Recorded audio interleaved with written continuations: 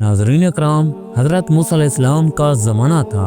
अल्लाह तबारक व तआला ने बनी इसराइल को फ़िरौन के जुल्म से निजात दी और उन्हें हुक्म दिया कि वो कनान की सरजमीन की तरफ रवाना हो। ये ज़मीन बड़ी ज़रख़ेज़ थी, उसे अर्ज़ मक़दस कहा जाता था, मगर उस पर एक ताकतवर और सरकश कौम आबाद थी जिसे कौम कनान कहा जाता है। उनके पास ताकत, लश्कर, महालात और दुनियावी साजो सामान सब कुछ था, मगर वो अल्लाह तबारक व तआला को नहीं मानते थे। वो बुत परस्ती करते, नबियों की मुखालफत करते और गुनाहों में मुब्तला थे। उनके दिल सख्त हो चुके थे। हक उनके सामने आता तो उसका इनकार करते और अपनी ताकत पर इतना गरूर करते कि खुद को नाकाबिल शिकस्त समझते। हजरत मूसा अलैहिस्सलाम ने बनी इसराइल को तसल्ली दी कि अल्लाह तबारक व तआला उनके साथ है, वो उस कौम पर गालिब आ सकते हैं। मगर बनी इसराइल ने बुज़दिली दिखाई, कहा कि हम हरगिज़ वहाँ नहीं जाएंगे क्योंकि वहाँ बड़ी कौमें हैं। तो फिर अल्लाह तबारक व तआला ने इस कमजोरी पर उन पर 40 साल की सजा नाफिज की